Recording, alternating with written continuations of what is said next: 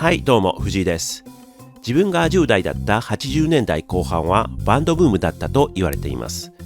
それがどういったブームだったのか、自分なりの視点で喋ってみようと思います。ここで言うバンドってロックバンドですよね。で、自分の生まれる前にもバンドのブームっていうのはあって、まずは1960年代のベンチャーズに代表されるエレキブーム、それに続くグループサウンズ GS のブーム、GS ブームが沈静化した後はロックっていうのは一旦マイナーなジャンルになるのですが、70年代中頃にはキャロルやダウンタウンブギウギバンドが高い人気を得たり、70年代後半には世良公則&ツイストやゴダイゴがヒットを飛ばしたり、サザンオールスターズがデビューしたりして、市民権を得ていきます。と、ここまでは自分は生まれる前だったり幼かったりで後で得た知識ということになります。で、1980年代に入りますと物心ついて記憶もはっきりしているんですけど、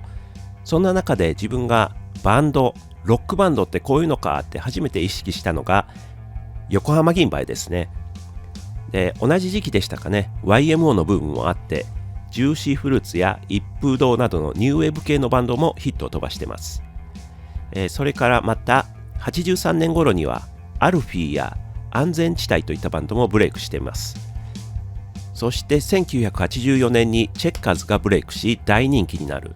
これは自分たちの世代にはすごい影響を与えていると思います。アイドルというカテゴリーにいながらロックバンドでもあるというのは、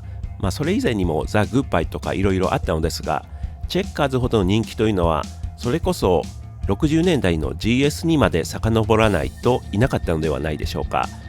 自分たちの世代からしたらそれまでのバンドというのは横浜銀蝿のような不良か、もっと世代が上の大人がやっている印象だったのですが、チェッカーズは子供にも親しみやすかったんですね。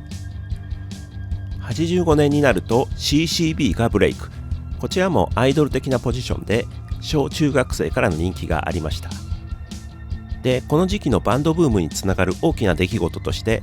パチパチという雑誌の創刊があります。もともと GB というニューミュージックを多く扱う雑誌で、当時の編集長がアイドルっぽいチェッカーズなどを扱わない方針を取ったため、副編集長だった方がそれに反発し創刊したそうです。パチパチが1984年に創刊、カラーグラビアの多いビジュアルを重視した雑誌でした。当初からチェッカーズや CCB のようなアイドル的なバンドや色物的に思われていた爆風スランプ、世紀末、米米クラブなどを積極的に取り上げていました。そうした中でレベッカが1985年10月に発表したシングルフレンズがヒット。11月に発表されたアルバムレベッカ4 Maybe Tomorrow は累計で100万枚を超える大ヒットになりました。80年代のバンドブームはどこを起点にしているかは諸説ありますが、個人的にはこのレベッカのブレイクからバンドブームは始まったと思っています。ではここで80年代を通してどのようなバンドがデビューしたかを見ていきましょう。まずは80年代前半、1980年プラスティックス、ジューシーフルーツ、ハウンドドッグ、横浜銀蝿、ルースターズ。81年スターダストレビュー、J ウォーク、ラウドネス。82年ボーイ、ゼルダ、ザ・スターリン、安全地帯。83年ザ・ストリートスライダース、チェッカーズ、CCB、アースシェイカー、44マグナム。80年代前半はプラスティックス、ジューシーフルーツ、ボーイ、ゼルダといったパンク、ニューウェーブ系、ラウドネス、アースシェイカー、44マグナムといったヘビーメタル系、それらの尖ったバンドよりは間口の広いハウンドドッグやスターダストレビュー、J ウォークといったメインストリーム系のバンド、大雑把に分けるとそういった流れがあったようです。80年代中盤になると、1984年のメジャーデビューはバービーボーイズ、爆風スランプ、レベッカ、TM ネットワーク、ピンク、ザ・スタークラブ、トムキャット。85年世紀末、米米クラブ、エコーズ、庄屋、ラフィンノーズ、チューブ、フラットバッカー、サイズ、ショコラータ、アイリン・フォーリン、ザ・トンナン・シャーペー。1986年、レッド・ウォーリアーズ、アップビート、有頂天、ザ・ウィラード、キャデラック、B モダン、ローザ・ルクセンブルグ。この時期にデビューしたバンドはかなり癖の強い面々が揃っているように感じますね。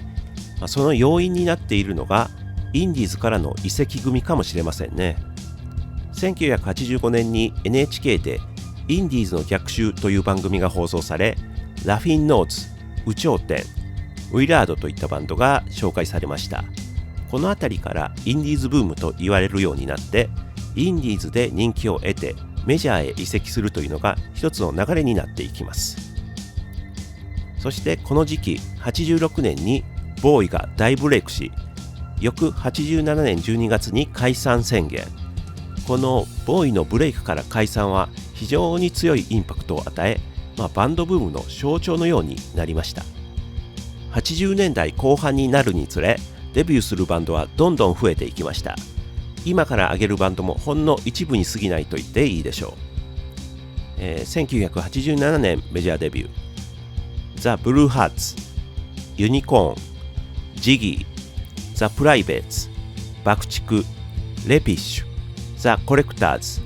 プリンセス・パーソンズ、デッドエンド、パール、千年コメッツ、ケンジ&ザ・トリップス、フェンス・オブ・ディフェンス、プレゼンス、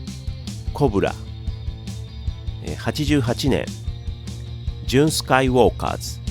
筋肉少女隊、アンジー、カッツェ、ゴーバンズ、ザ・ストリート・ビーツ、エレファント・カシマシ、デラックス、ビーズ、ラインナップ、東京少年。1989年、X、ザ・ピーズ、リンドバーグ、ザ・ブーム、カラー、ソフトバレー、オードーボーズ、ニューエストモデル、ジャスティ・ナスティ、フリッパーズギター、ジッタリン・ジン、オーラ、ザ・ベルズ、カステラ、ボ・ガンボス。この時期がまさにバンドブームって感じがしますね。1989年には平成名物テレビ三宅裕司のイカスバンド天国、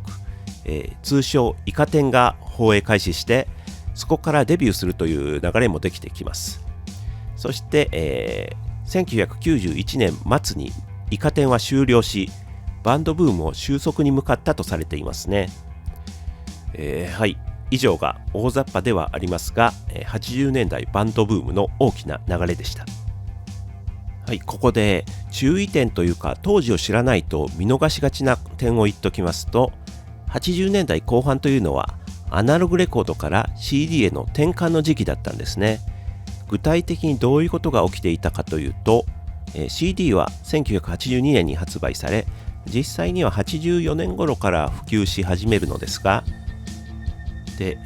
多くの人は中学生くらいで音楽に興味を持ち、ソフトを買い始めると思います。中学の入学祝いにミニコンポや CD ラジカセを買ってもらうということも多くありました。それが1985年とかの時期ですと、CD プレイヤー搭載が標準の仕様になってきていて、アナログプレイヤーがついていない製品も増えていき、自分たちの世代だとアナログレコードからの入った人と、最初から CD でアナログレコードを買ったことがないという人と半々ぐらいの印象がありました。で、それがおそらくは2学年ぐらい下の世代になると、完全に CD からが大多数になっていたように思います。そこで問題になるのがシングル CD で、実は8センチの CD シングルって1988年に登場していて、それまでは CD のシングルって実質なかったんですね。なのでその時期に音楽を聴き始めた人の中には、シングルが欲しくてもアナログ版しかなくて買えなかったということもあったと。そのことは数字にも表れていて、日本レコード協会の統計を見てみると、84年ぐらいからシングルレコード全体の売り上げが落ちていき、87年、88年は低い数字になっています。